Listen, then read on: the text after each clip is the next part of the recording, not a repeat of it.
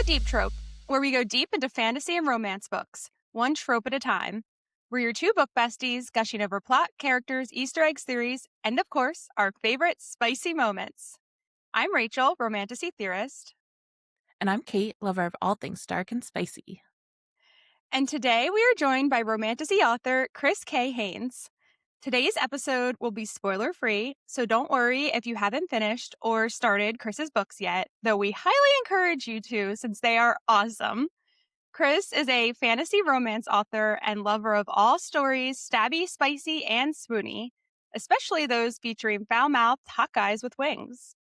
Kris's books include her original series, The Memory Puller, an almost complete 4.5 book series following Cassandra Fortin, a badass memory-pulling nun with a chastity vow, voyeur kink, and Robin Hood complex, who embarks on a missing person mystery with handsome Fae officer Tristan Saros. Kris's latest book, Hunted by the Fae Duke, is a standalone dark romantasy, which released on June 4th. Kris has 4 goals when she writes a book: make you laugh, make you cry, turn you on, and blow your mind. A Jeopardy silver medalist and self-proclaimed adrenaline junkie, Kris can be found barreling down mountains in the winter and hugging the turns on her motorcycle in the summer. That is, when she doesn't have her nose stuck in a book. Well, hi, Kris. Welcome. Thank you for joining us. We're so excited to have you. Guys, thank you so much for having me. This is awesome. This is a very exciting month for you. You recently released a book, like Rachel said, Hunted by the Fae Duke, which we both absolutely loved. Oh, thank It's you. the dark romantasy standalone where a penniless wallflower gets whisked away to the other world for a chance to become Queen of the Fae, if she can charm 3 dukes, piece together an ancient relic, and not fall head over heels in love with the tatted, pierced former pleasure dom knight who's been assigned as her bodyguard. Can you share us your inspiration for this book? That last one's really hard, right? That one sounds like the hardest out of all the 3 things she has to do. So, Hunted by the Fae Duke is book 4 out of a 5-book collection called the Immortal Hunters Collection. A.N. Caudle, who is the author of the Realms in Peril series, her book Worthy of Fate came out last month. She approached a group of us romantasy authors and said, "Hey, do you want to do like an anthology collection together?" This was like 2 years ago. And she was like, "Do you want to write a book with me?" And we're all like, "Yeah, why not?" So we all got together and thought about like what we wanted the theme to be, and we decided like, who doesn't want to be hunted by some hot immortal guys? So we're like, Oh, all yeah. right, hunted by is going to be the theme, and then from there, everybody kind of chose their own story or their own thing that kind of that matched the theme. Like they didn't have to be in the same world. They're not interconnected. You can read them in any order. You don't have to read all 5 of them, but I would highly suggest that you do because they're awesome. So once I had that theme, I really love writing about Fae. And I was really heavily at the time, I was really heavily into like books about knights. And I was like, I have to write a book about a really hot Fae knight. And then it kind of just spiraled, spiraled from there. I I mean, obviously I loved it, but I love that idea of that collection too. The like all these standalones that still kind of have that shared theme. I feel like that is such a fun thing because Rachel knows this. I struggle sometimes with like the longer series, so I love having some standalones that I can intersperse with some of these longer series. So I love that idea came together. Totally. And that's exactly like for me, it was so refreshing for that same reason, right? Because I'm trying to finish my very long series. And I'm like, I need a mental break from it. And this was the perfect mental break from writing the memory puller. To just kind of focus on something else and like completely different characters. Yeah, that's great. Sorry, I'm going off script here, but I had a question. For As it. you're talking about the experience of writing Hunted by the Fae Duke as sort of a break from the Memory Puller series, can you tell us a little bit about your writing process for it and sort of, how long it took you and how you wove that into your timeline for the memory puller. Sure. So the Hunted by the Fae Duke was actually like way harder to write for some reason. Like it definitely took me a lot longer to draft this one than it did for the Memory Puller series. And I think it was because like it was like starting from scratch again, right? Because I wrote it after Rebel and the Captive, which is book 3 in the Memory Puller series. So like I knew those characters so well. I knew the world so well. I didn't have to like do a lot to establish what was happening in that third book because like I knew where it was going. And then this was just like blank page, start again. So, you know, where are these people? What are the rules of the magic? You know, what are the different realms, or what are the different territories? Like I had to figure that all out again. And normally when I do that, I don't do a lot of planning before I start writing. I like that stuff comes to me just as I'm writing. So the final book ended up being about a little over 100,000 words. I probably wrote like 180,000 words. So like I Wow. scrapped a lot. And there were a number of times where I just had to, like I was drafting and I had to stop. And I was like, all right, I need to go back and like they say don't go back and edit your first chapters. They're like, just finish the draft and you can go back and edit. But I literally couldn't, like I couldn't move forward. So I had to stop and cut a bunch of stuff and start over again. So it was actually really difficult, but very rewarding. Like I'm really pleased with how this book turned out.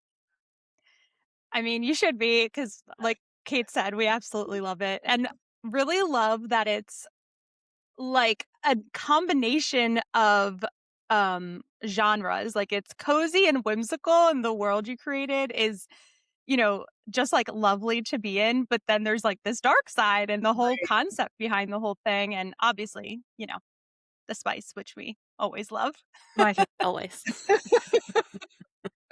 It's funny, it's like my favorite part to write, but I always am very conscious about like making sure that it doesn't overwhelm the story. Cause that's not the type of stories that I write, right? There's a whole genre of erotica where like the spice is the plot, which is totally fine.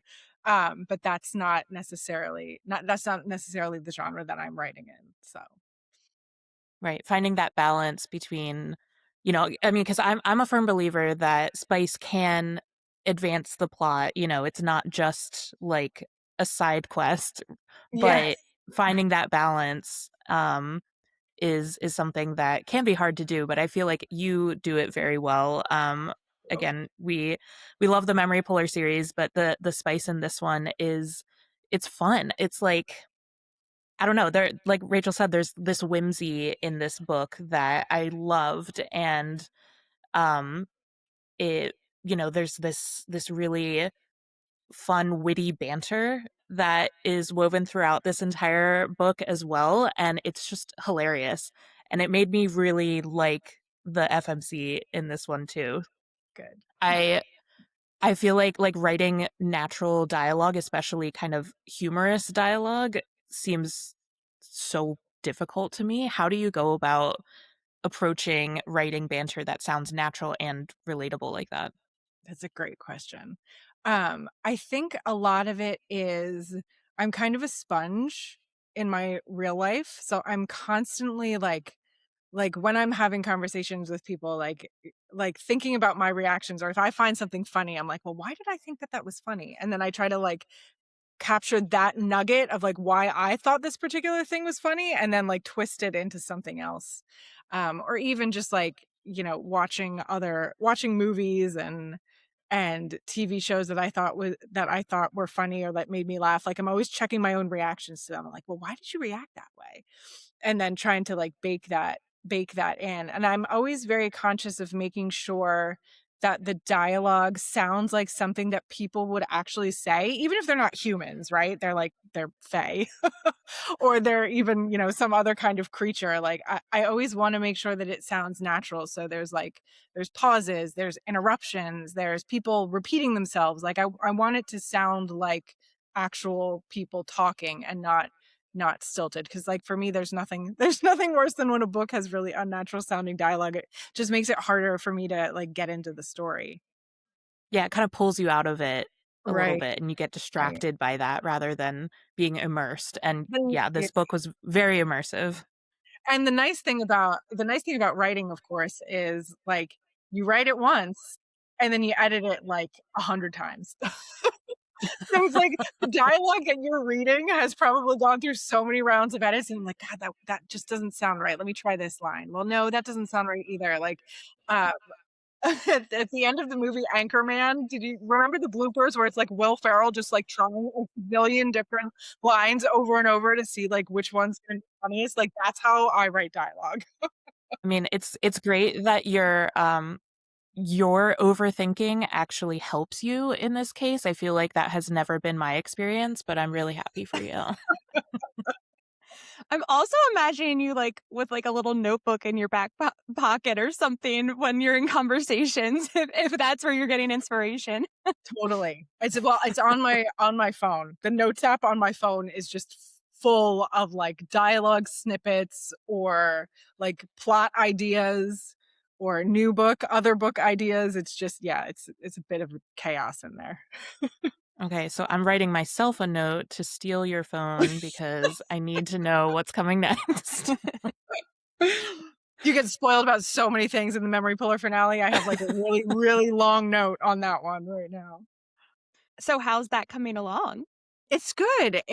I wrote words this morning. I try to get to at least 1,000 words a day, sometimes more than that. And I just try to be consistent with it. So I'm at about 120,000 words. And I'm like 65-ish% through the story, but I'm an overwriter. Like when I go back and edit my chapters, it's not unheard of for me to delete like 40 to 50% of the words in a chapter. Because that's how I find the story, right? I like word vomit onto the page. So it's going well. I think I know how it's going to end, but who knows? It might change. Oh, well, this is interesting. So you haven't mapped the whole thing out to get started. Mm-mm. Like it happens as you write. Mm-hmm. I mean, I have some beats and like, I think I know how the story is going to end, but sometimes as I'm writing, like another better idea will come along and I'm like, oh, well, that has to be how it's going to end. And for me, it kind of keeps everything a little fresh because then some of the plot twists, like they even surprise me. I'm like, oh my God, I had no idea that was going to happen. And then I find out like I've left myself breadcrumbs throughout the series or throughout the book. And I'm like, I am a genius. Like, how did this work? Oh, that is so interesting. I mean, we do think that you're a genius. But that's so interesting that you're able to create the story that way and like you said, drop those Easter eggs. So that might actually get to sort of what I was wanting to learn about your writing process, which is like what kind of comes first, the um chicken or the egg, and for you, does the character or the plot, like what started your writing process for these books? Yeah. So I spend a lot of time before I'm writing thinking about who the characters are and what is their journey, like what is their arc, what's their journey that they're going to go on. So like I won't say I don't know anything about the end. Like I know who I wanted Cassandra to be on page 1. I know who I want her to be on page whatever, 1,500, 16, however many pages the series ends up. Like I know what I want her to be progressing towards. And yeah, so for me it's mostly about the characters, what kind of journey am I going to take them on, and then I spend some time like thinking about, well, what are their quirks, what are their fears, what are their desires, how am I going to get these two people together in an interesting way and kick off like something that's going to keep somebody engaged for 5 books. So, and it was the same with Fae Duke. Like I spent a lot of time trying to figure out who Charlotte was. I was obsessed with this idea of like the favorite, or I guess it's called, what is it called on Bridgerton? The diamond of the season. I think. Yes. Yeah. Yes, So I was like, yeah. no, obviously I wasn't going to use diamond because I didn't want to copy that much. So I was like obsessed with this idea of like a woman who is almost a spinster, like she's been through all these seasons. Nobody's ever chosen her because she's a little awkward. She's a little shy. And like, what would happen if she actually became the favorite of the season? And so that was like my original nugget, which was like, oh, she's going to be the favorite, but in the Fae world. And then that kind of fell away a little bit. Like that didn't become a huge part of the story, but it like, that's what got me kind of like into the story of like, all right, this woman that's never been chosen. She's a little bit awkward. She's a little bit shy, but now she has like all these hot Fae men that want to like marry her. Like, how interesting is that? That's very interesting that you described Charlotte as awkward and shy, because I feel like she's not, like, she's ballsy. She's She's got in her head. She's totally Okay. knocked out in her head. Like she thinks she's hilarious. I mean, she has me convinced, but that Yes. yeah, you can definitely tell that you put a lot of thought into who the character is, because the book is it's so different from the Memory Puller series, and like it definitely feels like a very unique voice. So I don't know if there's anything that you can share about that and how you went about kind of crafting these very distinct voices. So one of the things that I wanted to do when I wrote Fae Duke was I wanted to try a different POV tense, because like Memory Puller is written in third person and this one's written in first person. And I was like, I loved in the Memory Puller, I love playing with the dual POV where you're getting like both his and her perspectives. But I was like, how wouldn't it be fun? And plenty of other authors do this, so this is not like my epiphany or anything. But I was like, how can you build tension, or how can you fall in love with a male main character if you're never in his head and you don't know what he's thinking about the FMC? So that was like the challenge that I kind of set for myself with this one. And then, you know, it's very different to write something in first person, because it's literally this person is telling you the story. So I think I had to spend a lot of time thinking about who Charlotte was, and like how she's going to react to things and how she's going to perceive things, and how that's going to affect how that's going to affect her journey through this Fae other world. I wonder, do you have like character cheat sheets that you create for things like this? Because especially with like a longer series, but even the standalone, like keeping all the little things in mind of like, this is who this person is, this is what they've said that they like, this is, you know, some of the things that they've done. Like, how do you keep all those little details straight and not create like plot holes for yourself as you're writing? I create a ton of plot holes for myself when I'm drafting. And that's why I go through like 100 rounds of editing, because I'm like, wait a minute, you said this back in chapter 2. You're definitely not going to react this way in chapter 22. But I also, like, for some reason when I'm writing, the personality or the way that the character thinks doesn't usually change. Like, I'm usually pretty consistent. What does sometimes change is like, oops, the hair color, like, oops, the eye color. So I before I write, I always get a lot of like reference images for what the characters look like, so that I can go back and be like, wait, this is what you said they look like make sure that that's consistent throughout the book. Can you share, is there a particular character that kind of inspired Charlotte? Yeah. So, do you know the actress Lucy Boynton? She was in, she was on a Netflix show called The Politician with like Ben Platt Oh, and David yes. Corn. How do you say his name? Corn Sweat, the guy that plays Superman. And she was also in, she was in Bohemian Rhapsody. And Yes. she's beautiful. She has this like cherubic face and these like big green eyes and like really pale blonde hair, and she's beautiful. And so like as soon as I thought of the character Charlotte, I was like, that's who she is. So I have like a ton of pictures of Lucy Boynton on my computer. I love that. And thank you for that visual, because I know like Rachel always talks about this movie that plays in her head when she's reading books, but I tend to like the kind of external influence of, you know, what you visualize as your characters. So I love that. And she definitely fits what I would think for Charlotte. It's always so much easier for me to figure out actresses that I think are my female main characters. For the male main characters, I have no idea, like none. I feel like it's so much harder for me to find reference images of them because they like never live up to what I'm seeing in my head. So that is way harder. Yeah, that's fair. That's why we need character art, right? Because I know that Yes. you've put out a lot of character art for this book.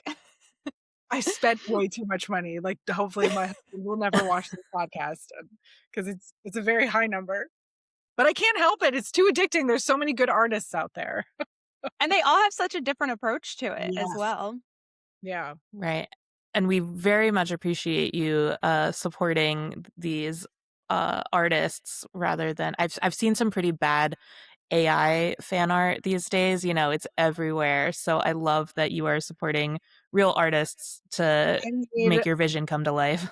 I made the mistake a couple weeks ago. Like, I was in my Instagram, not the feed, whatever the one is that's kind of like the For You page on TikTok, where it's like, here's some things you might like. And it was showing me all this AI slop. And so I clicked on all the accounts to block them. But then, of course, the algorithm is so stupid. It thinks now I want to see that. So I just made it worse. So don't do that. PSA. That's good advice. Yes, because I've definitely found myself watching like some of those videos and stuff, and then it's my whole feed. Yes. It's like, I Yeah. don't see this, please. I don't like block. I'm trying to block it, Instagram. I don't want to see more of it. So I love that you're supporting indie artists. I would love to talk a little bit about your experience as an indie author. So I know I'm going to describe a visual for you, and I'd like for you to just tell me how close I am to your reality. So I'm imagining that your books are like your babies, and we know that to raise a baby, it takes a village. So I would assume that the same kind of goes into getting a book published. But since you're an indie author, a lot of the village is just like you in various wigs. So am I close to that? Yes. Or like, Like what does your village look like as an indie author? like that scene, is that from The Office where it's just Dwight and he's like, he turns to the Yeah. camera like this in the time and he's wearing like Exactly. different That's literally the visual in my head, and you're just No, I mean, luckily it is definitely like that. And it feels like the to-do list is never, I mean, you guys probably know, even just like hosting a podcast, like the to-do list is never ending, never ending. Like, there's always something I could be doing at every hour of the day to support my indie authoring journey. But for me, like, priority number one obviously is the writing, because if the books don't exist, then I'm not an author. Um, I do luckily have some very good editors that I've worked with that I found to help me with like dev edits and copy edits. So luckily I don't do that part myself. Um, and then like, really fortunate to work with some very talented cover designers and obviously tons of talented artists. But in terms of like the marketing and the visibility, like, that the part is a slog. But you have to try to find the joy in that. Like, what is it about marketing my books that I love, and let me try to do more of that. And most of the time it's like just being an unhinged fan of them. Like, I am the number one fan of my books, so if I can get that across in my marketing, that's always what I'm trying to do. the book, especially like on socials, the book community is very strong. And I mean, I think we can all agree it's grown quite a lot in the last few years. This is a huge, mostly woman-centric community that is usually really positive too, like Yes. really encouraging. And I love that I've seen so many more indie authors getting recognition in like the last few years. I mean, you know, some of our favorite books, not only yours but other favorite books this year have been from indie authors, and I love that. You know, I agree, social media, we're all a slave to the algorithm, and promoting yourself on that can be a lot. It's a Yeah. lot of work. Yes. But it also I love that, you know, when something clicks with the community, to see the support that you can get from that, it is pretty cool to have that avenue to be able to promote yourself. Yeah. 'Cause, And like, how did indie authors do it before social media? I don't even know. no, I have no idea. That's a really good question. What did they, you know what they probably did? They went to a ton of events. They went to a ton of in-person events. I find that that's also like, that's a really good way to like, give back to the community or meet the community. Or I always feel like every time I go to an in-person event and I get to meet readers, I always feel so jazzed and like so inspired when I come back from those. So that's probably what they did. Can you share with us anything about the events that you attend or that you are planning to attend? Sure. So I've got 3 more this year. I will be at Midwest Bookish Fest in Minneapolis the 3rd week of June. I think it's like the 19th through the 21st. Then I will be at an event called Forbidden Love, hosted by Tea and Tropes. That's in Nashville, Tennessee, the last week of July. So the July 31st through August 1st. And then I will be at Romantasy Book Con in Orlando in October. I think that's like the 22nd through the 24th, something like that. Sometime in October that starts with a 2. I think that's about right. Yes, we'll Yeah. be there too. Yeah. So we're excited to see you Mhm. there. Do you Yay. do you have any tips for like first time attendees on either side, like as an attendee or as an author? Any tips for that experience? Definitely get a book cart. Everybody will have a book cart. It's a lovely means of self-expression at these shows as well, because people deck them out, deck them out with stickers, and in fun colors. And get one that you'll be able to like have a little bit of a rest on, because sometimes the halls get a little crowded and you might need to just like take a break. I've also seen people get ones that have like a cup holder, so bring water, stay hydrated. Or ones that have like little clip-on fans, because sometimes it can get a little bit hot in the hall. Um, Other than that, like the ones that I was at Romantasy Book Con last October, and it's so well run and so well organized. You'll have a great time. And the other thing that I would say, especially for readers, if you're getting nervous about like approaching authors, like we're just as nervous as you guys are. And so don't feel like you can't go up and talk to authors, or like don't get nervous, because we are too. Is there anything that readers should come prepared with if they're meeting with authors? Because I imagine that it's not just an opportunity to meet authors that you're aware of and that you love and have plenty of things that you want to say to them, but also to meet new authors as well. Yeah. I mean, I think that is one of the best thing about those shows, is like discovering authors that you may have never heard of. So it's always awkward, right? When somebody walks up to your table and you're like, well, do I give them my book pitch? So maybe that, like, if the book looks interesting to you, or if the artwork that you're seeing at the booth looks interesting, it's always just like, well, tell me a little bit what your book is about, and like give them permission to spew at you. Okay, so authors have a pitch and they want to Oh give yeah. it. Okay, that's Oh good to yes, know. for sure.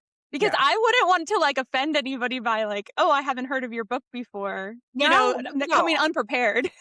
No, I mean, we expect that, right? Unless you're like Rebecca Yarros, like you Mhm. assume that you assume that a bunch of the people that are coming to this probably have never heard of your book, and that's one of the main reasons a lot of us go, is to get FaceTime and hopefully charm some readers into buying our book. Well, I find that a lot of the ways that authors kind of pull people in is by describing the tropes that they Yes. have in their books. And obviously, as Deep Trope, we love the tropes. We have a few favorites ourselves, but uh, can you tell us about some of your favorite or least favorite tropes? How do you decide what you want to include in your stories? Sure. I mean, my number one favorite of all time is forbidden romance, obviously. Like literally every book that I have written has some form of forbidden romance in it. And I think um I think it's because for me, there needs to be some kind of tension and conflict in the main romantic relationship, right? They can't just get together immediately. That's boring.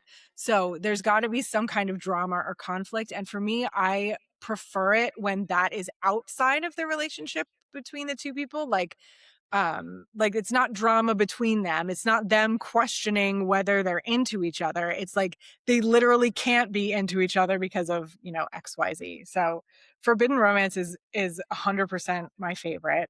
I love a good one bed trope, right? That's one of my favorites The too. ultimate tease. Yes. It's so, especially a one bed paired with like a true enemies to lovers, and like they just can't stand each other, but they have to. And I always love reading like my fellow authors, how creative they get with like why there has to only be one bed, right? Like, how can this be possible across so many books that there's only one bed, but everybody makes it work? Yeah, we've seen a lot of very tiny inns where like, well, I can touch both walls when I'm standing in the center. So of course there's only room for one bed, Right. So and where will my wings go? Well, I'll just sleep on the floor. That's silly. You shouldn't sleep on the floor. Just sleep in the bed with me. We're both adults. Both very horny adults. Yeah, exactly.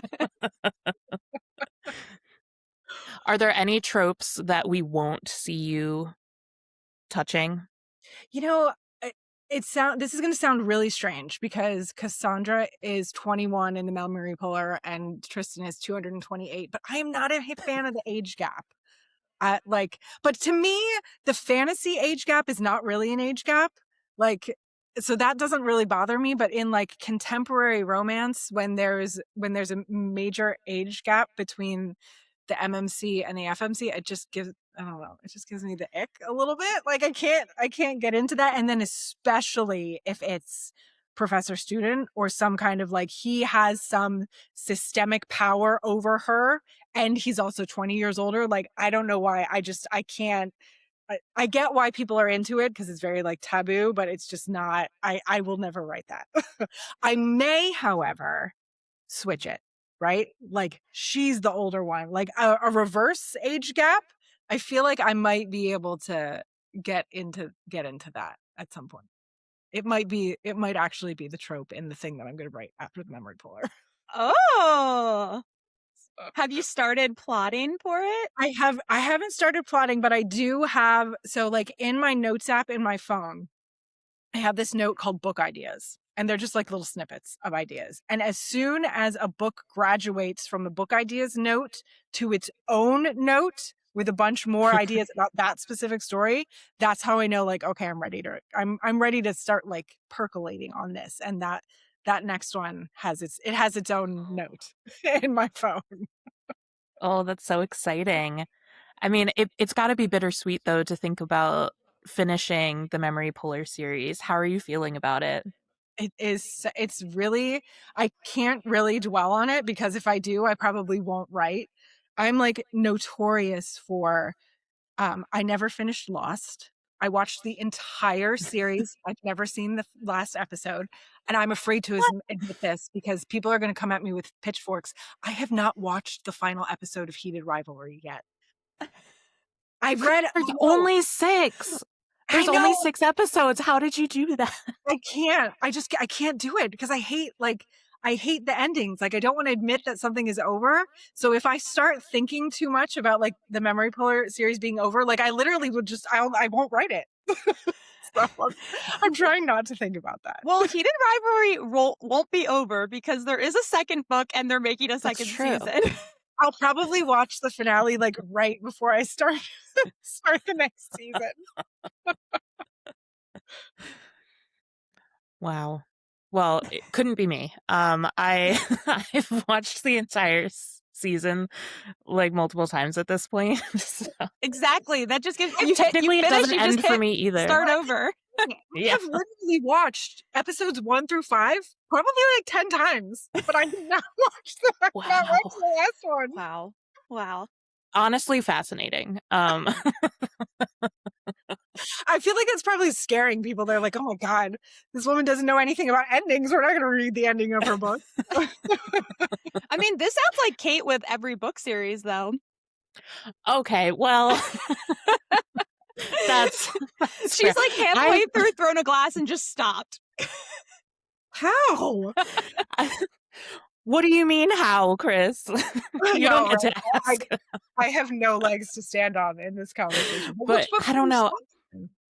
I struggle with like I really love the world building of a series, but I get I don't know, any series longer than like I don't know, 5 or 6 books, it just feels very daunting, and you start to get a lot of times you start to get a little bit further away from the original characters that you kind of fell in love with. They introduce a lot more new stuff, and I don't know, it's harder for me.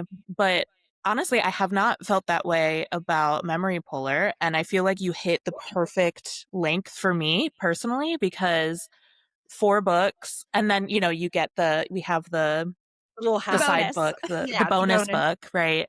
But that 4 is very accessible to me, especially if I know that that's where we're landing. But I don't know, a lot of the Sarah J. Maas ones, they're so long. They are. And it's very daunting, and there's so much else to read.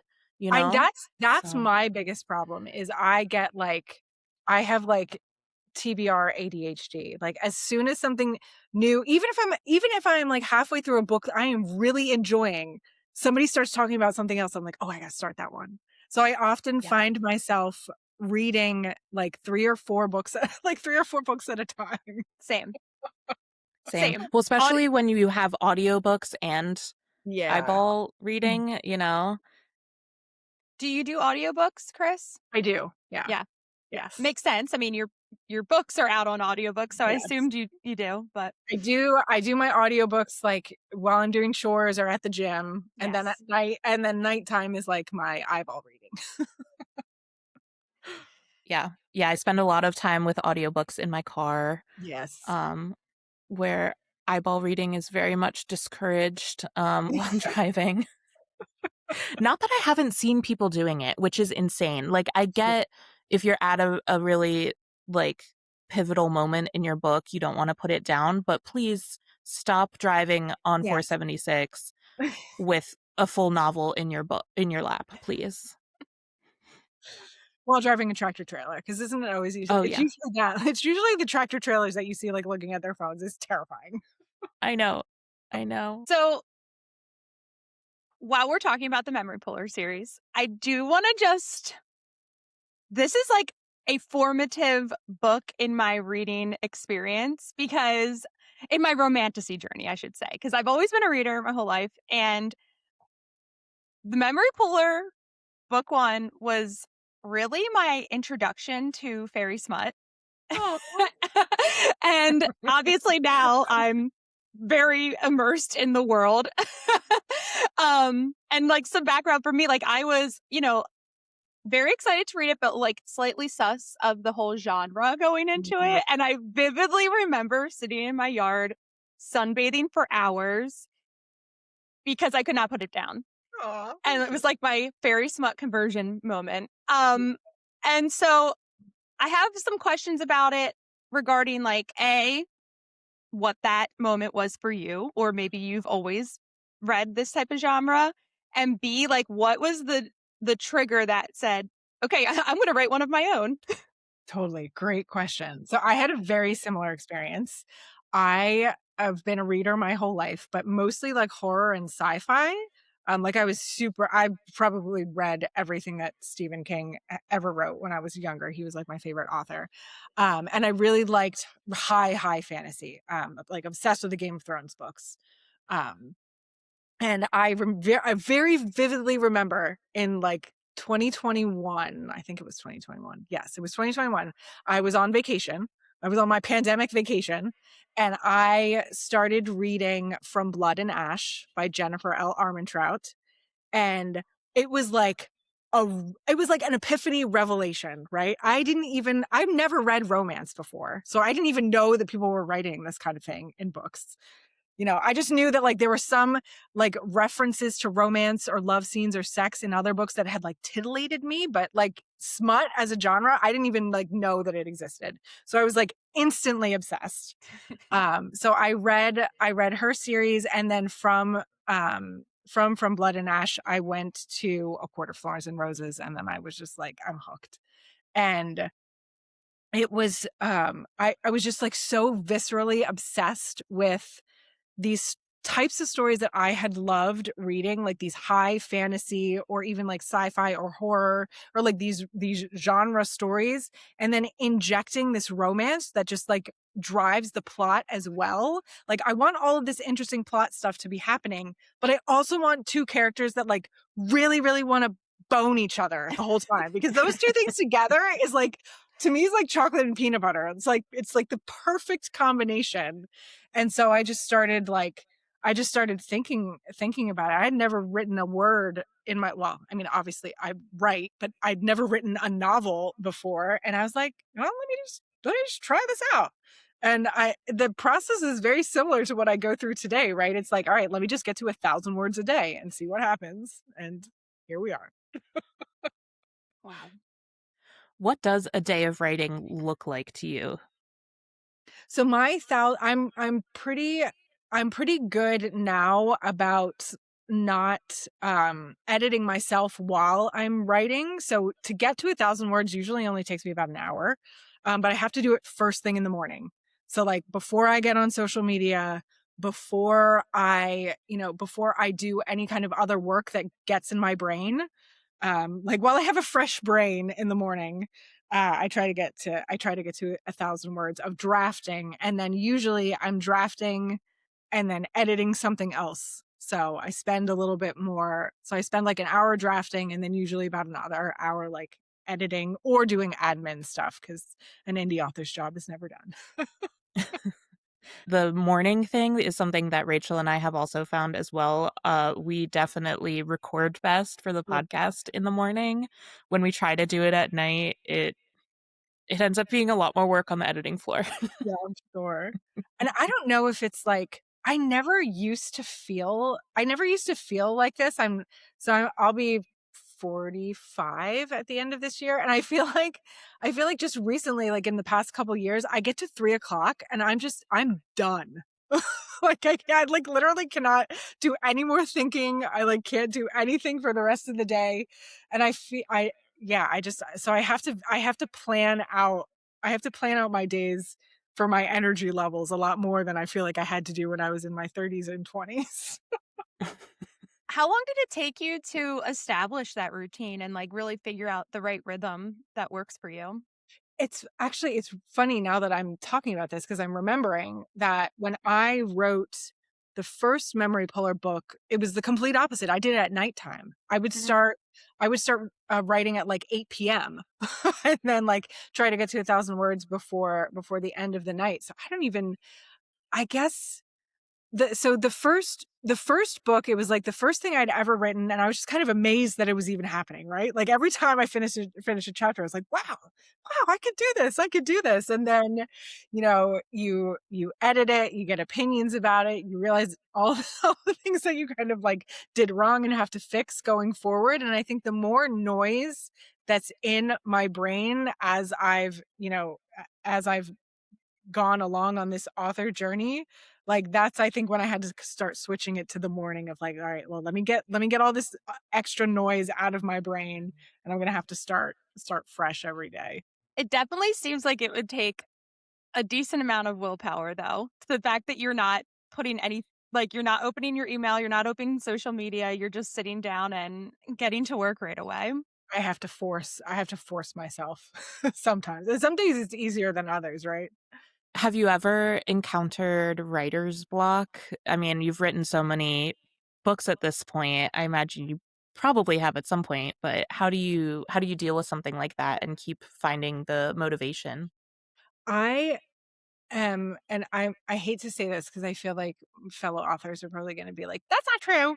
But I honestly don't think I've ever had writer's block, but it's because I I just write words. They could be garbage. They could be garbage words. Like I just have to get sentences on a page. I'm like, just like if I'm blocked or I don't know where the characters are going, I just start writing what I think is in their head. Like, what are they thinking about right now? Where are they? Even if it's trash. And again, like I said on Fae Duke, I probably wrote like 180 to 200,000 words for a 100,000 word book. Like there was a lot that I ended up scrapping, but for me, the rhythm of just like, okay, well, what are they experiencing in this moment? What are they about to do? It helps keep me going forward. So that's my biggest advice for tackling writer's block. And I know it probably sounds way easier to say than to do, especially if you're experiencing it, but I just write nonsense. I write nonsense and then that like drags me into the non-nonsense. So one thing about the memory puller that I did want to touch on, I think a lot of people tend to shy away from those like urban romantasies because of how complex the world building can be. Um, like for instance, I know we touched on like the Sarah J. Maas books, and despite being, I would say, probably the one of, if not the most popular famous authors in the space, so many people either don't read or don't enjoy her Crescent City books. And I absolutely adored them, and I believe, Kris, you do as well. Yes. Um, and I think it's just because they find, like, the world building in these types of books a little bit too overwhelming early on. And one thing I really liked about the memory puller is that I felt like you were able to really easily build the world building into the story where it kind of moved you learned a little bit more about the world along with the plot and along with the characters. Um, and there were some familiar things too, like it was like a modern language. Some of the world felt familiar. Like I think doesn't Cassandra wear like leggings to train or something? Yes. Yeah. um, so I guess I'm just curious, like, was this something that was just sort of a natural process for you as you started writing, or was this a conscious decision? It's always so funny to me when people say like, "Oh God, Crescent City." The first Crescent City book, the world building was so overwhelming because I found it so fascinating. Like I was not bored at all. House of Earth and Blood is probably my favorite book of all time. So like I was never bored of it. But hearing like one of the things when I was writing the memory puller that I really thought about was like the reader's mental load. And I asked myself, especially because in early drafts, my first chapter specifically, there was a lot of info dumping. And I would go back as I was editing and say, like, does the reader need this piece of information right now to be invested in this chapter of the story? And if the answer was no, it's like, all right, I'm cutting it and I'll put it somewhere else. So that it was, and I'm really like pleased to hear you say that because I was very intentional about that in the book of like, I don't want the reader to get bogged down with like these really long descriptions or like political history, but they need to know this information. So like when is like the perfect time in the story to drop this knowledge onto them and in a way that's going to be interesting and keep them engaged rather than like make their eyes glaze over. Yeah, I mean, I definitely feel like it was very digestible. Like you said that you loved George R. R. Martin, and that's like my biggest complaint with him is that I feel like he puts more world building than plot. Although then you 3 books later realize, oh, that was plot. I just didn't Right. realize it at the time. Right. And then when you're building your magic systems, do you sort of start with like what the rules are, or and you have that sort of built in your brain, or is that sort of coming along like as the story evolves and as the characters sort of need different things to get them from point A to point B? I mean, I definitely start with like a loose idea of what the magic system was going to be. Like when I started the Memory Puller series, I definitely knew that I wanted elemental magic to be a part of it. Um, and then like as you're getting, as I'm writing and going through the plot, I'm thinking about like either my characters need something to get past this challenge, or I need something that's going to challenge these characters. And then like little threads of the magic system just get woven in as ways to like either further the plot or like make it stand still and stop. And there's something that they're going to have to be dealing with. So, but I like, there are authors who like write such intricate magic systems, which I love to read about. But for me, it always has to, like, I don't want to get overwhelmed by like a bunch of rules in a magic system. I just want it to kind of feel organic. I really enjoyed that as part of Hunted by the Fae Duke, and just like the whimsy, like being able to twirl your fingers and the food appears, or and then as the story evolved, you learn more and more about people's different powers. But I really loved the magic that you created there, and it felt well in both worlds, because it just felt so unique from the memory puller, which of course it would. It's a different book and different story, but it felt right to the characters and the world. It's also like I'll get so into like the characters and the dynamic between them and like in the romance, and I'm like, oh crap, I haven't talked about anything magical in like 6 chapters, so I better add something else. Or sometimes my dev editor that I work with, she'll be like, this is a magical world, right? I think I need to see a little bit more magic. So sometimes it happens that way too, of like, oops, I forgot. I forgot that these are not like humans and they've got to be doing something, a little bit magical.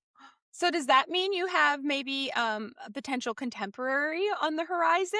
No I magic system? I think, like I said, this one idea that has jumped to its own note in my iPhone is going to be a contemporary. I'm just trying to decide if I want to make it. No, it probably will. Like, if I want to put references in from our specific world, or if it's going to be like contemporary, like a different world. No, it'll probably just be like contemporary. And I don't know how that's going to feel. That might feel strange, because when you write contemporary, if you put too many specific references from the time we're living in, does it end up feeling dated? I don't know. These are questions I'm going to have to grapple with when I finally write that one. Oh, you have to very vaguely refer to cell phones, because who knows Yeah, what they'll be like in 5 years. exactly. Yeah, and I know people have a lot of opinions on the different genres and things, fantasy, romance versus contemporary romance. I'm a equal opportunity romance lover. Obviously, I lean more towards, fantasy and dark romance and things like that, but I just love a well-written love story. So I am really excited. I love that you're gonna be kind of exploring a different side to the genre. I'm really excited to hear what that is going to be like. And if you need anybody to bounce ideas off of, Rachel and I are always here. That's amazing. I'm sure that I will. That's the nice Just thing about being an indie author these days too, is I feel like because there are a ton of, I mean, there's, traditionally published authors that do this as well, but I feel like even recently, like, instead of having to do like a different pen name and like write in a completely different genre, like you're able to write across a bunch of different genres, these days, and your readers will go with you, which I think is good. Or at least hopefully they will. I mean, we will. We will for Yeah, sure. we absolutely will. And I feel like that's another thing that that social media I feel like might be helpful for, is like you have more of a direct connection to your readers and to your audience. You can kind of speak to them and be like, this is why I'm doing this is where this is coming from, and like, Yeah. kind of bring them along that journey with you, and you're not just like kind of surprising them out of nowhere with something that they're not expecting. And to your point, Kate, if what you're reading for is like a really good love story, and you've proven to your readers that you can do that in fantasy, like why wouldn't you also be able to then do that in like dark romance or contemporary romance or small Absolutely. town romance? Yeah. Yeah. Yeah. Love is love, right? Exactly. All right. So I would love to kind of go through a few quick, like, rapid fire questions if you're up for that. Totally. Um, and just touch on a few things that we're kind of dying to know. So, first up, we talked about world building. You've built some great worlds. If you could spend a day in one of your fictional kingdoms as like a background character, which one would it be and why? I think I'm gonna say it would be the other world from Hunted by the Fae Duke, just because that one's like fresh in my brain right now, and I really want to meet Vesper. I want to meet Yes. Vesper and the little race of pixies that think everyone is food and are just like really violent and cute. So I think it would be the other world, and also because if everybody looks and acts like Lachlan's, then Ugh, it would just be a Swoon. visual treat. Yeah. everyone needs to meet Vesper. But I know. this is a little for anybody who hasn't read it yet. Vesper is, and I mean obviously Lachlan too, but Vesper is probably my favorite part of the book because like it's just this little pixie that like flies around and says hilarious things. She's always saying, bloody or what was it? Pretty food. Yeah. Love that. All right. Next up, what is your must-have writing snack or beverage when you're deep in a deadline? I never snack. Like, it's so funny. Like, I get this question all the time. They're like, what's your go-to writing snack? I'm like, I'm never snacking while I'm writing. I'm either drinking iced coffee or Waterloo seltzers in some kind of like cherry or berry flavor. Well, I guess when you Well, start that that makes early, sense. yeah. Yeah. Yeah, exactly. I'm not going to be drinking like wine at 9 o'clock in the morning. Yeah, no, Rachel and I did a cocktail episode, and yeah, I don't know that our state of minds would have been really conducive to productivity. Love it. Um, all right. How about any side characters from your work that ended up becoming like bigger than you anticipated when you first wrote them? Oh, that's a great question. So, well, obviously Vesper became huge and Hunted by the Fae Duke, but for this one, I'm going to say Ronan. Um, so Ronan is, for anybody that doesn't know, Ronan is a character in the Memory Puller series. He gets introduced in book 2, The Exile and the Savior. He's this like huge wolf shifter. He's got like messy white hair and an eye patch. He's freaking gorgeous. And in a very early draft of book 2, his character was actually female, and I was like, well, maybe I just want to make it like a really hot guy and then see see where he's going to go. So I turned him into a male, obviously with like major tattoos, and then I was so intrigued by him that that's basically what inspired book 2.5, which is Butcher and the Ballerina. I'm like, this guy is gorgeous. Why is he wearing an eye patch? How did he get that? And so that's how the story of Butcher and the Ballerina was birthed, because Ronan was just too hot and I needed to figure out like what his love story was going to be. I And love that thank you you for can, that. as an author, yes, thank you We for love that. I love Ronan. that. And I love that you can just decide, like, you know what? I could use another book boyfriend. I'm going to go ahead and write one for myself. Like, Yeah. that's And so much fun. I felt kind of bad about it because I mean, you guys know like Exile ends on this like massive cliffhanger. I mean, it's not, yeah, it's a cliffhanger. I mean, nobody's like clinging to life or anything like that, but it is like, oh my God, what is going to happen next? And then I'm like, nope, sorry guys, I'm just going to write you the backstory of this other character. So I felt a little bad about it, but it's similar to how I was feeling about Hunted by the Fae Duke, right? Which is like, okay, the main story in Memory Puller, massive cliffhanger on Exile and the Savior, and then I was like, I need a break from this. I have to go write something else. And then it ended up weaving together so perfectly. And for anybody listening now, Rebel and the Captive is out, so you don't have to suffer that cliffhanger right now. You'll find out what happens. We love all of the descriptive scents in Romantasy series. It's something that we see all the time. We always know exactly how the MMC smells somehow. And if your latest book, Hunted by the Fae Duke, had a scent profile, what do you think it would be? Hmm.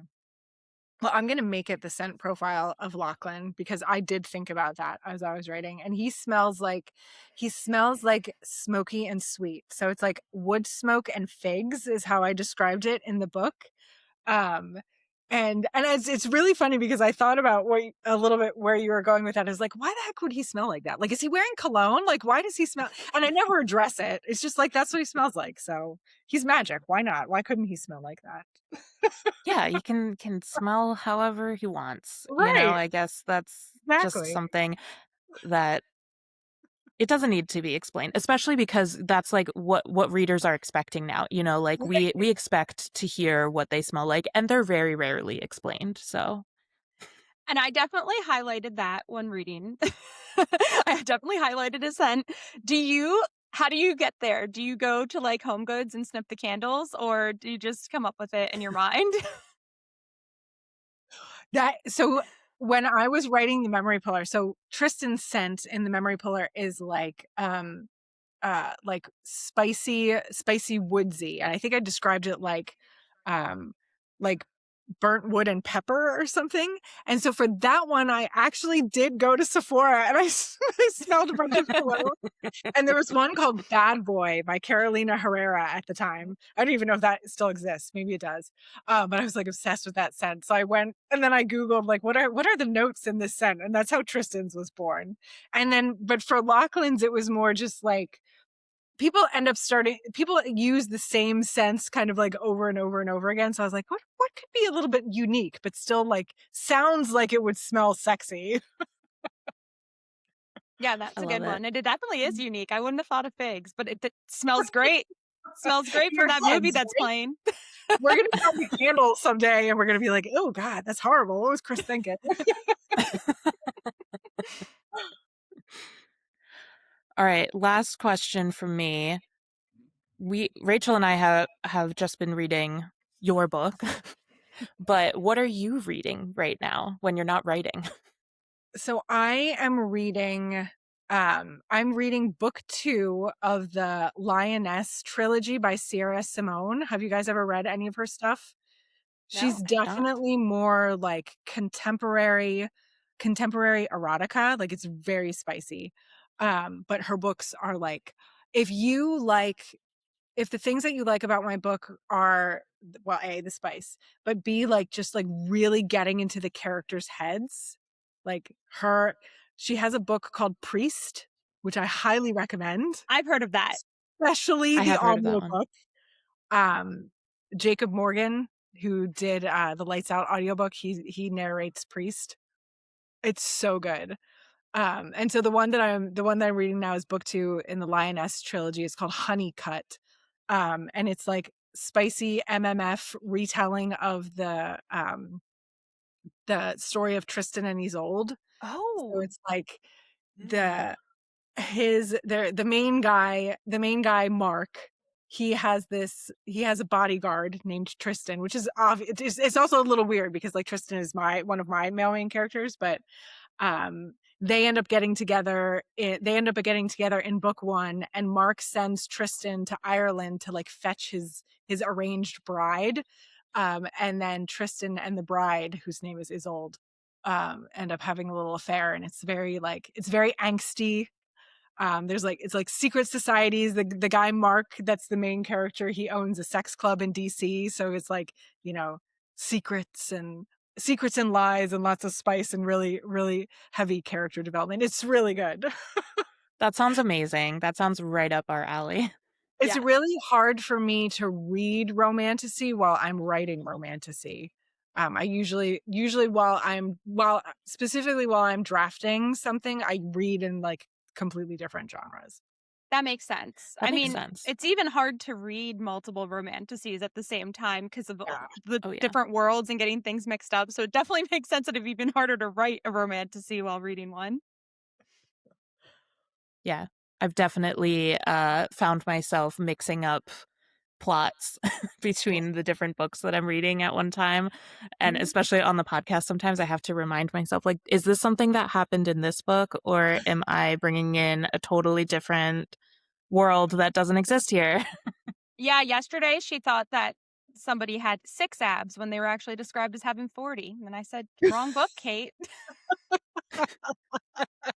Okay, but I think the context was I was questioning whether it made sense to describe somebody's abs in a like romantasy book as being a 6-pack if the